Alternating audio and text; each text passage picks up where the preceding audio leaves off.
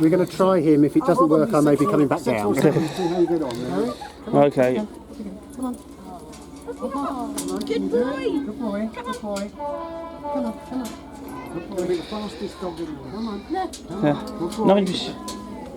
Well, getting him down the other side may be interesting. well, let's... Yeah, Please don't go flying. 3, 4. Just me and Hannah will come along. Oh, looks like we have to wait for, they have to wait for the next 5 to clear the session. Well, I don't know. Listen, we'll just go up there. Hello there. We'll just leave it there for a Over there, moment. do you reckon you can manage that? And if you're very, how would you like to go and sit in the driver's seat? Okay, Put yourself up on I'm fine. I'm okay. Oh wow. I'm okay. Off I go. Oh my word. You're driving, you're in charge. Right. You okay, Hannah? Oh.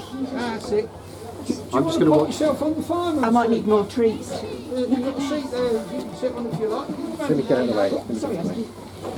Oh. Go on then, Hannah. Yeah, is that all right? You want to stay up there?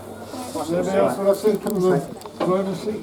Right, you're going to get plenty of time to have your picture taken, folks, so let's just tell you a little bit about where you are and what you're looking at today. Okay. So, Flying Scotsman, the most famous steam locomotive in the world if we're not counting Thomas the Tank Engine. Is that right? Yeah, that's good. So it's one of a class of 79 engines that were constructed between August 1922 and January 1935. 72 of those engines were named after racehorses which have won the Derby race. 7 of them didn't carry that name, of which Flying Scotsman was one of them. So this particular locomotive, it was the 3rd one in that series of 79 to be built. It was delivered brand new to Doncaster Shed in Yorkshire on the 23rd of January 1923. So it's just over 102 years old. And it was withdrawn from service on the 16th of January 1963, and in those very near 40 years it covered 2,080,000 miles, pulling express passenger trains. Yeah. So now during those 40 years nearly, it set a number of world records. And for those who have got a railway knowledge background, the one that springs to most people's minds is it's the very first locomotive to have authentically travelled at 100 miles an hour. On the 30th of November 1934, it covered 600 yards in Little Essen Line, which is just north of Peterborough, at 100 miles an hour. Plenty of people have made claims before that they had locomotives that had run that. Some of them were fairy tales, some were mistakes, some were fishermen's tales, some were just downright lies. This one could actually prove what it had done, what it had done. So that's the first record it set. The second record it set was it broke the world record for haulage of a train non-stop over a distance. On the 1st of May 1928, it pulled the first Flying Scotsman train. This is the Flying Scotsman locomotive, just to cause some confusion. The train's all the carriages and what gets dragged around behind it. Yeah. It covered the non-stop, the 399 miles between King's Cross and Edinburgh Waverley on that date. Now, before this service started, Sir Nigel Gresley, who designed this engine, said, look, to have a non-stop run of that distance is beyond the physical endurance of one crew. It's not reasonable. What do I mean by physical endurance? Well, if you look round behind you into the tender, folks, you can see that sloping floor. That holds 9 tonnes of coal. Right. Beneath that sloping floor is a water tank which holds 5,000 gallons of water. This locomotive would consume 50 pounds of coal a mile, which would be shovelled into that box there, and you can see the size of it. Oh, Now, it right. wasn't just a case of flinging coal in willy-nilly. Every single shovel shot had to go into a very specific part of the fire. It was a hugely, highly skilled job. Otherwise, the locomotive wouldn't operate properly and it wouldn't make steam efficiently. That amount of fuel that's being burnt would cause 42 gallons of water to be evaporated into steam every single mile. Now what that means is at 70 miles an hour, which is the cruising speed for one of these engines, you're covering that distance in 51 seconds. The fireman is moving 50 pounds of coal in that time, which is the equivalent of 1.5 tons an hour.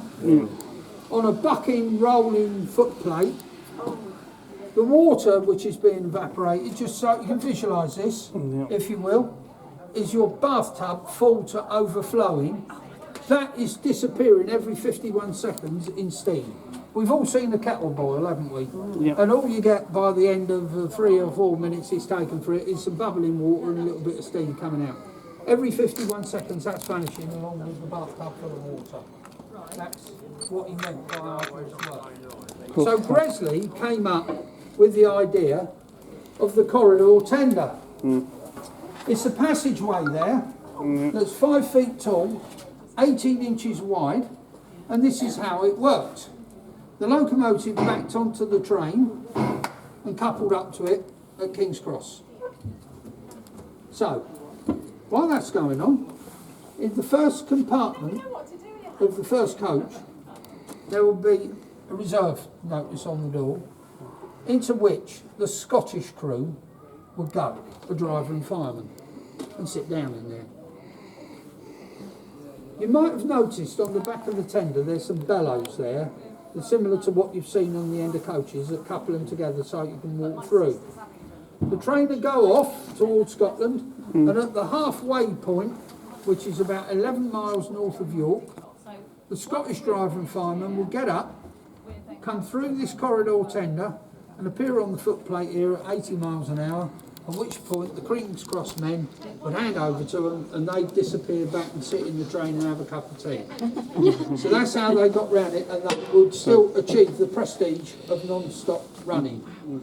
Now, also as part of that arduous work, over that distance they would pass over 200 signal boxes with all the festoon of signals and the concentration on making sure that they had the right of way all the time, as well as the working of the engine. I see. So that's what went on. When it was withdrawn in 1963, it was bought by a businessman called Alan Pegler, who was 42 years old at the time, and he paid £3,000 for it, which is about 80,300 in today's money. He had it taken to Derby Works, to Doncaster Works, refurbished, and by April of that year, he had it out on the main line, running special trains all over the country, drawing thousands of people to come and look at it, just as they do now. So he kept this up until 1969, when, seeing that British Rail were going to ban steam in 1972, he decided to embark the locomotive on a tour across the United States of America. So he had the engine and a train of Pullman coaches loaded onto a ship and taken across to the United States.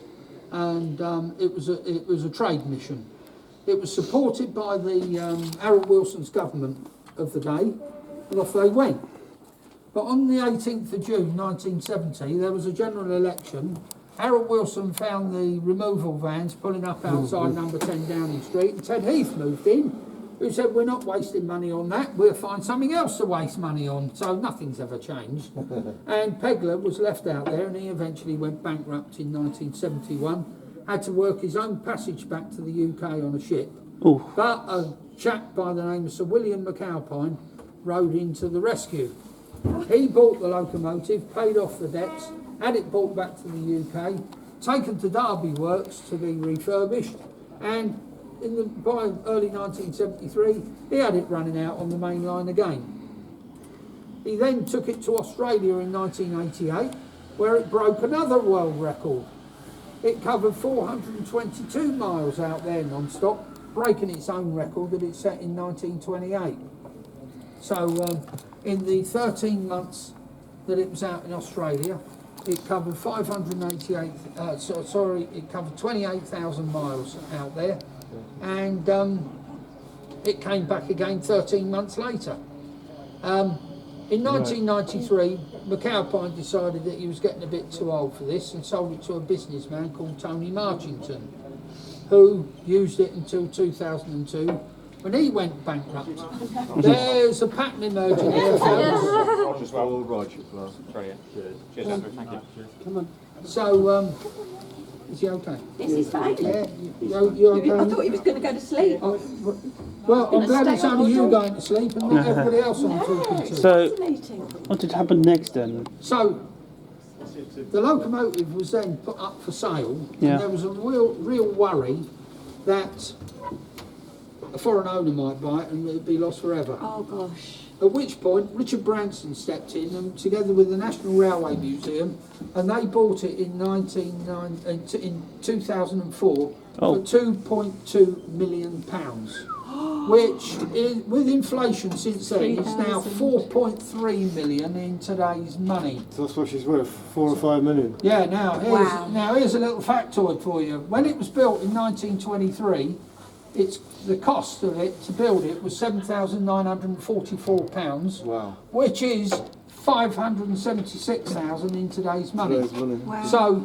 if you wanted to put something into a pension fund, if you were that far-sighted enough in those days, this might have been a good investment. Oh, So, Yeah. there's a little bit of the potted history of the locomotive, folks, Yeah. and there you are. Thank you very much. Now, thank you. the important point is thank you all, because if you don't come, if you don't support what we're trying to do, none of this will be here tomorrow. So thank you It's very much, wonderful. all of you. It's wonderful, thank you. That's all. Yeah, no, it's I'm sorry, and I wonderful. hope I haven't sent too many of our guests to sleep now. Has everybody had a picture in the driver's seat? Not me yet. Before we get off. You haven't yet, have you? No, we Yeah, haven't yet. we've been done, so we'll move out the way. Thank you very much. Edward is ready to welcome you aboard Pendennis Castle, a proper engine. Uh-oh, not that they're biased. GWR, yay! Sorry folks, there's just a few more pictures being taken, then we're ready to roll. Let you finish first. Yeah. Sorry, Dougie. Oh, sorry. That's me. Sorry about that. I lost my weight. That's alright. It was just I was trying to get the whole footplate bit. Does anybody need any help with any pictures at all? I'll get Ben and Mike and Hannah on the driver's seat, and You're okay there, are you? yeah, Does anybody... Hannah, you're the driver's seat in If we've it. got a couple, do you want your picture taken together or anything? Yeah, like yeah. that? Oh, yes, please. Yeah, that would be amazing. Yeah. Quick one of you. Yeah. First, I'll do Yeah, that. let these people finish first. Yeah. Yeah.